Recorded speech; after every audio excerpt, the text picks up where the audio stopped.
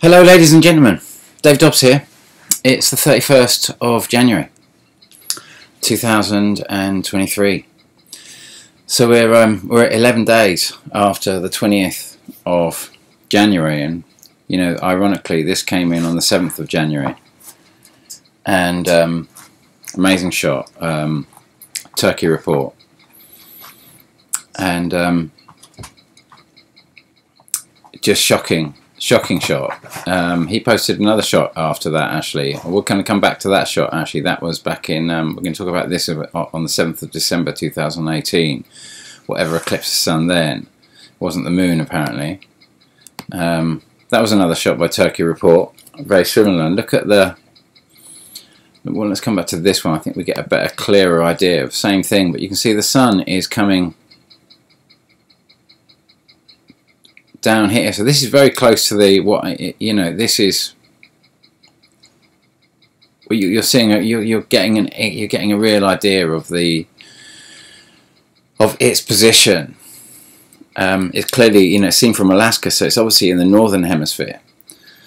And at the same time, we're getting this now.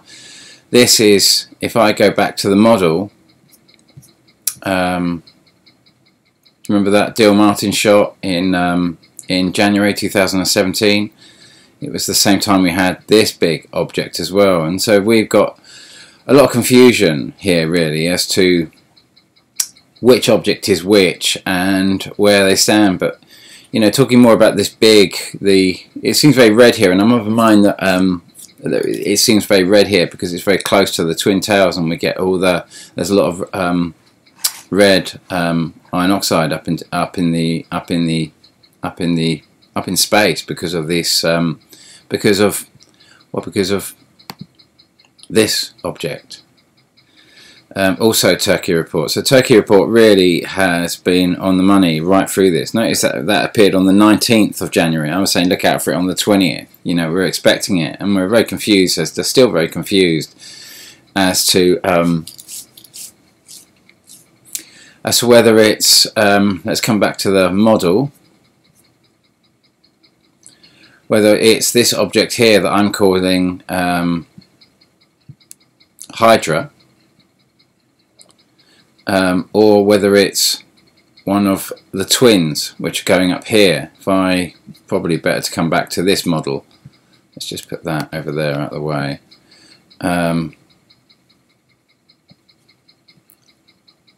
See the twins there if we come to 2011, because we are 1 month away from, let's come to 2000, that's 2010 when the Icelandic volcano went bang. On the 26th of February 2010, on the 27th of February you had the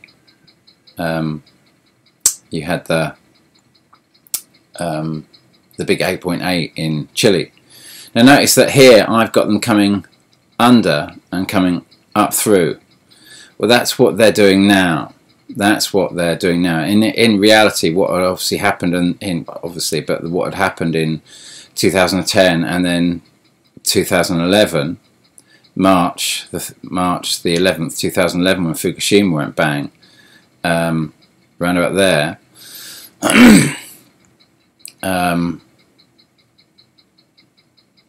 Yeah, round about there.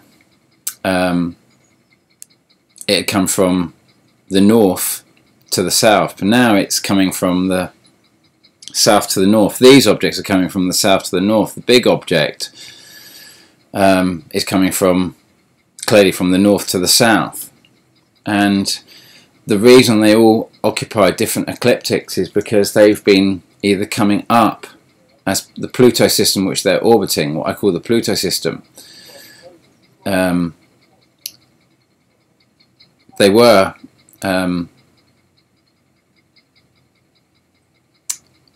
coming down to our sun and then back up to the Pluto system, but now the sun has crossed the ecliptic plane of the Planet X system, and now it is just beginning its ascension process. So now the objects are all having to change, and now they're coming up to our sun. Just, you know, in 2000, you know, you saw obviously Kilauea, May the 4th, 2018, long duration volcano. You know, one of the longest we'd ever seen before Galileo. And then, you know, we saw the crazy storms getting worse and worse and worse, exponentially getting bigger and bigger and bigger. And last year was the worst storms on record, certainly in China. And it's obviously above the Pacific, and you can imagine that whenever they're kind of like whenever there's intense activity, especially happening kind of like volcanic and kind of like seismic activity happening under the oceans, boiling the oceans, and then all that moisture is coming up, and it turns into kind of like it turns into vapor, and then condenses on all these particles from all these volcanoes going off around the Pacific on the Ring of Fire, and creates these massive cloud systems, and of course these dump on land, and that's why China and countries around the Pacific Basin get seriously hammered, whichever's in line with one of those massive kind of like rivers in the sky. When it goes over the land, it loses its lift, and boom, it all drops down, and you know, especially high altitude. So as it goes up through China, it's been really, really pounding China. Well, these objects coming in here now, you know, and this big object that we saw here, we know that it's big time. You know, 2016, it was massive. Let's go.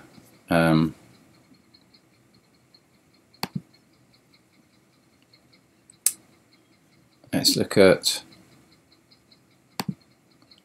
1939. Remember the 1st of January 1939, Carlos Ferrada's massive prediction there would be a massive earthquake in Chile, and it pretty much happened. He was like 4 days out, and it happened on the 1st of January.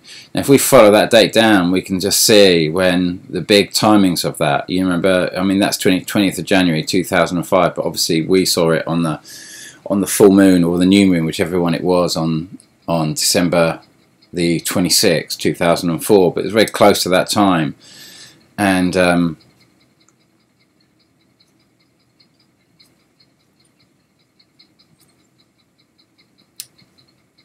And if we come back to, actually better on this model really now,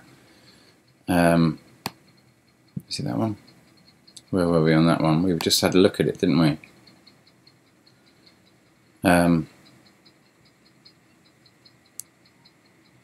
2017.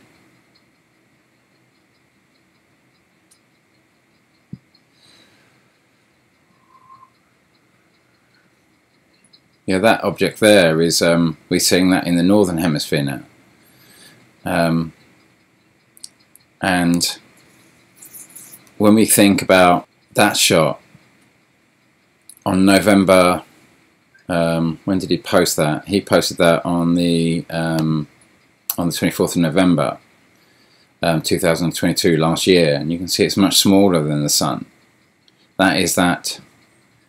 Well, that is also that of that same object that Jeff P caught on the 14th of October 2016.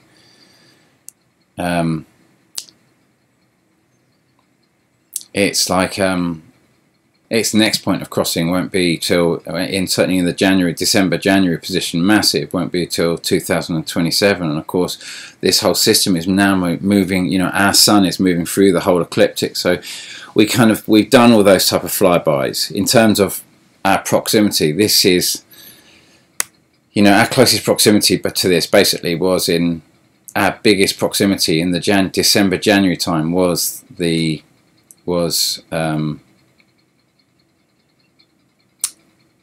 2004 and 2016.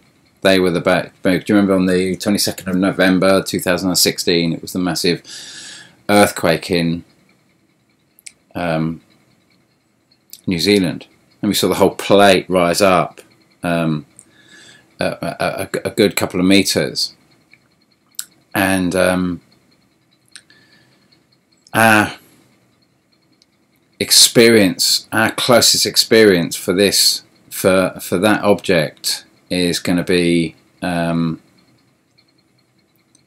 is actually going to be, this is the only one that runs up to 2023. Ironically, that's the last point I see Hydra. I call it Hydra in this one because I added that at the last anyway. This is the one we're looking at, whether you want to call it Jupiter, whether you want to call it Neptune, whether you want to call it Pluto, whether you want to call it Uranus. It actually comes right around the Sun. It's a lot smaller, and it is doesn't quite get to that point, does it? But it's crossing here, in much closer to here, in probably about August. So on one side we experience it, we experience it over here as it cuts through over here or over here, and then it cuts right across and it comes out of here. So anything that's coming in has got to obviously go out. So there's anything that's coming in is basically ultimately two flybys. And so we have the twins, which ultimately, so those two make four fundamental flybys, this side and this side. And at the moment it's this side that the twins are affecting us, but this one will affect us on this side. But in a month, it's gonna, one of these twins, same one that caused Fukushima, is going to, by mathematics, by everything that we've seen over the years, I mean, guys, I just build these models based on the sightings alone, and all our history that we can see, that where we've got absolute evidence, where people have put their money where their mouths are and said that this is what we've seen, these are the shots, everything else like that. We've got the seismology, we've got the volcanism, we've got the shots, we've got the sky watchers bringing in this most incredible data, and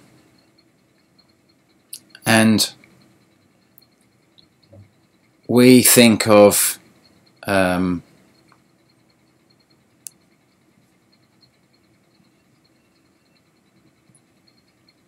that shot there, and what object that is, whether it really is this one that comes in over here or if it's one of the twins, it's still very confusing to say, because it appears to be coming towards us from the Sun, which implies it must be this one.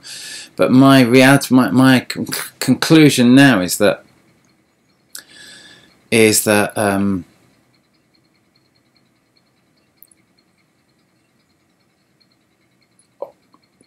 October is the point that this one cuts through over here, and that, not that we can't see it, we can see it because it's absolutely massive, but I'm of mind it's much more likely that that's that object we're seeing coming around like that, and we're seeing it at this point when we're in the January position coming from here.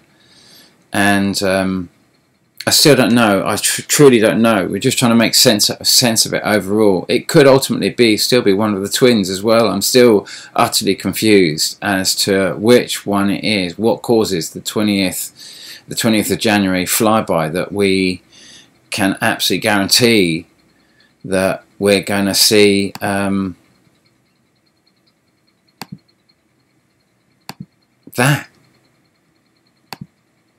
We're seeing.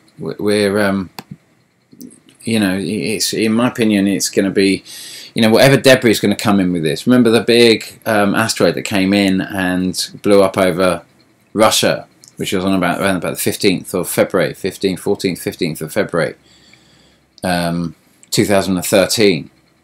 So, so this thing is, you'll see that if you go to the list of earthquakes in, what year was that? 2021.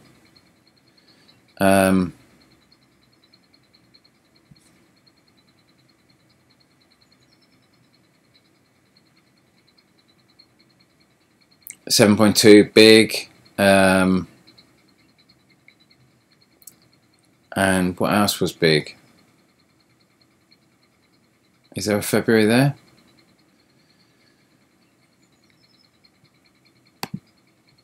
What date is that? Let's go to 7.7 February the 10th. And 8.2 July. So these are kind of, you know, this July one is much more likely being caused by, because this is Alaska, and so that's more likely being caused by one of the twins. And February the 10th, that is more likely being caused by one of the twins. Remember, this one here is being caused by the big one, the big Pluto-esque, whatever you want to call it, or the big, you know, this big blue object that appears red when it's on one side and blue when it's on the other.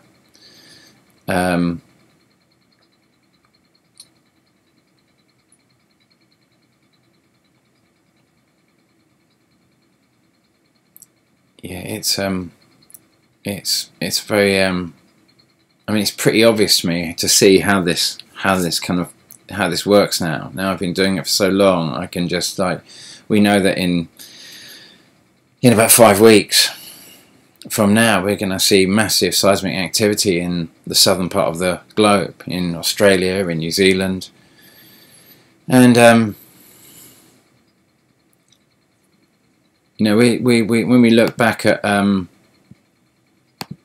we think about that shot, and then we think about this shot, which was posted by Alex Luhan, the real Planet X hunter. He posted that on the 7th of December 2018. Notice the size of it. It's much bigger than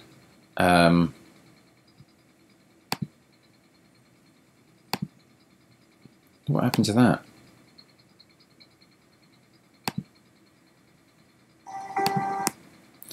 It's much bigger than that. You can really see the red in the reflection there. Now, I obviously thought when this came out that it was this object, but I'm realizing I was kind of wrong about that. I'm of mind that, I don't know if I've got it up on the screen here, but the big shot that was put up on the 15th of October 2020 by Calvin looking for Hobbs was this object going by. I don't think I've got it up on any of my... Hold on one shake, see if it loads. Coming very close. That shot there, that shot, I mean, it's absolutely massive, and I'm of mind that is that object crossing on October 2020, and that is that object, in my opinion. But I might be wrong, you know, it's very, very difficult to say, or it's one of the twins, and it really could be one of the twins as well, or, you know, I think there's actually 3 of them actually fly, because I think one goes out and affects Mars as well. But lots of that was a shot by Brandon Corey Nagley showing kind of much of the activity up there at the moment. And but coming back to that shot there, and you can see the size of it. It's almost potentially bigger than the sun, except it wasn't quite. It was getting closer to the ecliptic clearly at that point. And but we know that in 2018 it began. It's kind of like, you know, that's when all the long duration volcanoes started, and they ran up to, you know, well, last 2021.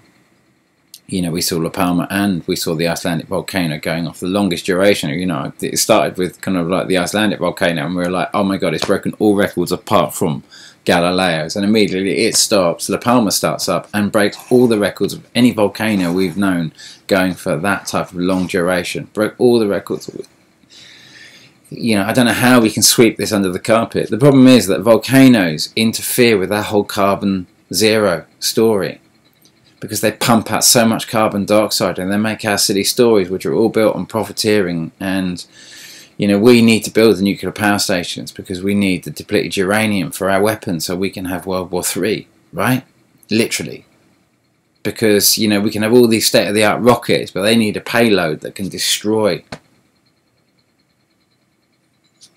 tanks and other kind of really well-defended armaments. So we kind of like, so we run this whole story, and we exploit the environmentalists to push these stories when they could be calling for abundant clean energy, but they're not. They're calling for carbon zero. And of course, the only thing that the carbon zero is ghosts on this planet. You know, we're all carbon based. There's only 0.04% carbon dioxide in the air. You know, every form of life is fighting for it. Everything is fighting for it. And yet we've somehow demonized it in our environmental stories, so we can go out and do all the horrendous things we do. And we do it all off the back of environmentalists, Can't make it up. Can't make it up. Etna Stromboli going bang. You know, it's like 80 million tons of carbon dioxide. Is millions and millions of tons of rock in the molten form going up into the air under super high pressure, unbelievably high pressure that it can send it 7 miles into the sky. And then it's atomized, and it's got the heat, it's got the oxygen, and it's got the fuel. It's going to burn off, and it's going to become mostly carbon dioxide, sulfur dioxide, very little rocks. It's going to become tiny beads of silica, which is going to freeze in those altitudes. And all that moisture from coming up from all this kind of like heating activity below the oceans is obviously going to condense on those tiny particles, and we're going to get superstorms. So we've got it all going on. We've got a lot coming in February. You know, it's funny, I was down here where I've got my boat and I was preparing for the floods, and people were like, and people say, it's not going to flood, Dave, what are you talking about? I was like, yeah, it is going to flood. And of course the water came up higher than it's been. You know, the last time it came up was in 2013, ironically, when obviously we had the, you know, the asteroid coming in, and we had amazing sightings. And of course the time before that was the year I was born, 1968. And of course that was a massive time. That was when the big object, this object, was very close to the November, December, January time. And so what do you think is going to happen? I mean, 1 week after Fukushima went bang, what did NATO do? It went full scale. War with Libya, with Africa, North Africa, and created so much of the problems that we've had today. And what was Libya sitting on? They were about to release their gold dinar and start a whole new gold-backed currency. And of course, we don't know what happened to that gold. What's Putin sitting on at the moment? What's he collecting in massive volumes? Gold to run their gold-backed currency, gold-backed ruble. It's if you can't see what's about to happen a week after whatever happens in this flyby, and it's like, biblically, this, you could call this Jesus. Except this is really the Jesus one, but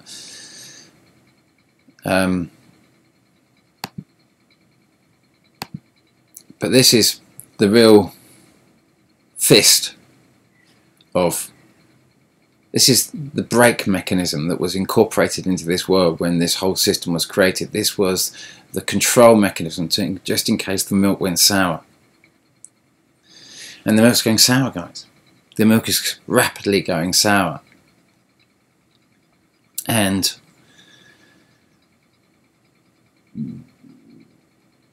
what could be the best case scenario? World War III?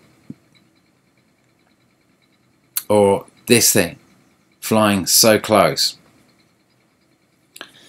that it does so much damage to our infrastructure that we can't afford to go to war because we're too broken up by it?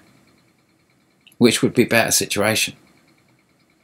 And we can't say this thing's not coming in. I mean, we can say that, but it's like, it's a heavy thing to see. You know, in so many ways I wish I could unsee all of this. But I also know that what led me to do this whole process was seeing what happened when I didn't engage in the problem. And that's why I wrote Laughing Gas, was I saw myself not engaging in any part of any solution to this problem, and just sweeping under the carpet and pretending. And I was part of the problem, and when the big flush went, I had to be flushed out with the rest of it, because I was part of the souring. I'd fallen from any type of grace that was going to help this world. I was something other. And I went with it in what I experienced. And that's, you know, that vision motivated me to write Laughing Gas and to do all the stuff I do, and to try and understand and try to say to you, you know, it's just time for you to wage peace. They are going to do everything they can now to wage war and start war with Russia on every front. All the big tanks are rolling in now, all the big jets are getting ready, they're all lining it all up ready for after the March flyby. You know how this works. You've seen it long enough now. They're terrified of this. They're absolutely terrified of this. This is what flew by in 262. The 3 days of darkness. Let's go back.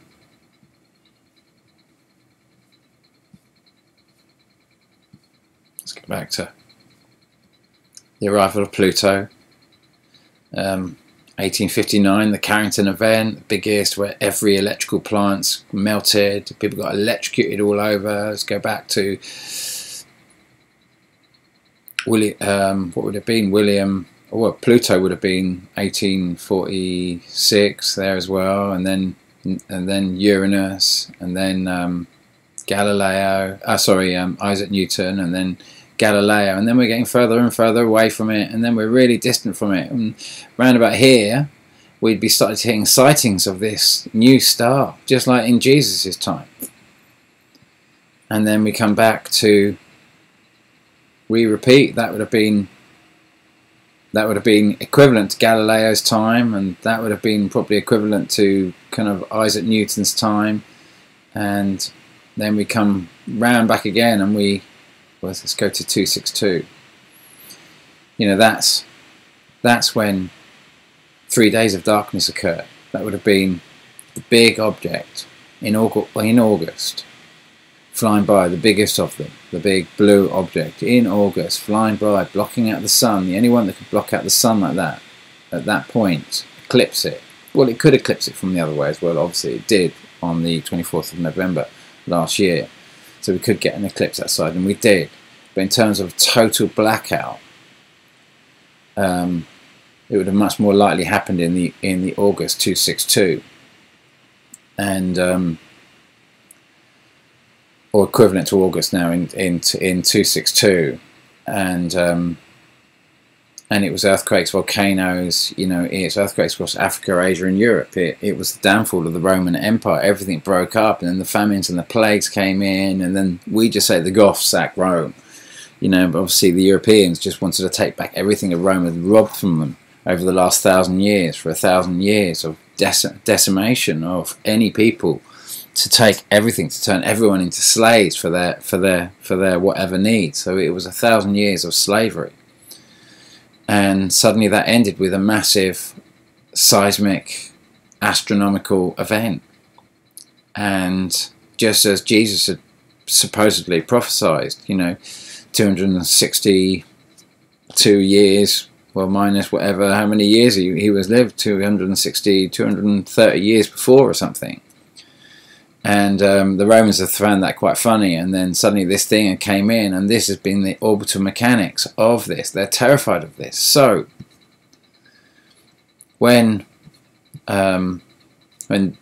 this object, or this object flies by, if it's this object, if this is one of the twins, when this flies by on the around about the 11th of March 2023, you know, that our Western governments are working on the assumption that this isn't us making any of these wars happen. This is all Ukraine. This is they're the baddies. We're just supplying them with what they need so they can keep the peace. But we're not actually doing any of this, are we? We're not. We're just watching, peacefully watching. So we're not engaged. So this shouldn't interfere with us, should it? But is it really that simple? What is really pushing all this warring agenda? And that's what you've got to kind of think about in terms of what do you want to happen here? What do you think is going to be the best case scenario to solve the situation we're in with NATO and its lust for gold? And you know, that's a big part of really what's going on right now. So anyway, short video. I haven't got long more to say. Sorry I haven't made a video in such a long time. I can't do too much right now. It just overwhelms me to look at it, and I'm sure it does you now. And I realise why we just all go along with this agenda, because that's just, you know, it just breaks my heart. But, you know, can I ask you to really think long and hard about what you think would be the best case scenario for this planet right now, after Jesus is gone? It's like, look busy, Jesus is coming time. Look peaceful, should I say, Jesus is coming. And straight after this flyby, you know, and then we're going to get that in August. As in, that's the biggest time it's going to be around for us. So, honey in the heart, 1,000 thank yous for following me this far. I'm sorry I can't give you a lot more right now. I wish I could give you answers. I can only just give you the astronomics of it, I'm afraid, of what's coming in. And you know, it's not a good outlook for March, I'm afraid. It's going to be, you know, any asteroids coming in are gonna are basically going to, let's come to our time. Let's use that as our model. 23, as close as we can get to 23. Any stuff coming in is obviously going to come up as these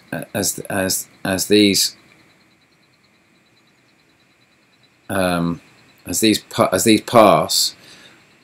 Debris in the tail are going to come up, and they're going to come, if you like, up over the top of Earth and then come down. So where they're going to come in, I don't know, but they're going to come in from the south. But they're most likely going to affect the northern hemisphere, because it's going to take them a while to break through the atmosphere. They're going to shoot along for quite a bit in our atmosphere before they drop down. They're slow movers. Compared to us, they're slow movers. They're moving at the same speed as Earth. They've got virtually no escape velocity at all. So we're in for a big ride. Honey in the heart, 1,000 thank yous. Take care.